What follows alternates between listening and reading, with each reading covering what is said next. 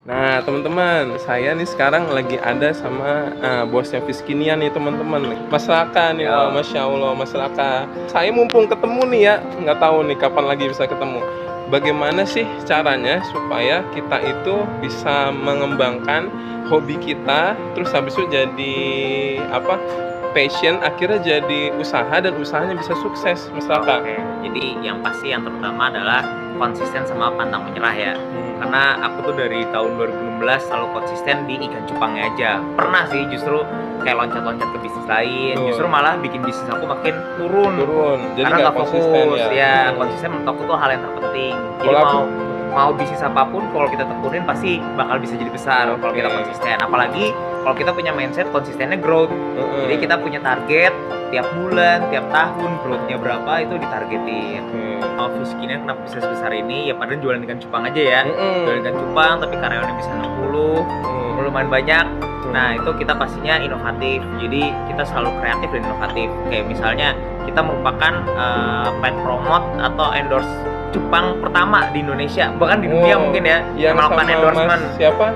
Aku banyak pertama kali itu sama Indozone, terus Dalang Pelo, terus Miley. Miley. Jadi zaman influencer yang masih lucu-lucuan itu udah aku endorse semuanya ya. Nggak apa-apa lah modalin buat mereka. Ya di YouTube juga kita kayak Panji Petualang, macam-macam Korigor dan lain-lain tuh kita endorsein. Terus juga kita tuh ada inovasi mystery box.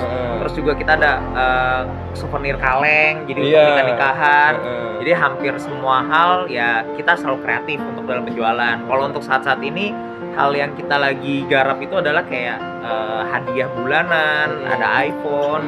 Yang kedepannya mungkin bisa aja nanti hadiah bulanan itu mobil targetnya. Terus juga kita lagi rame di challenge. Jadi kita jualan itu entertain. Karena kalau kita kan di hobi ini luas banget ya. Untuk ningkatin harga dan secara price dan lain-lain itu adalah dengan entertain customer.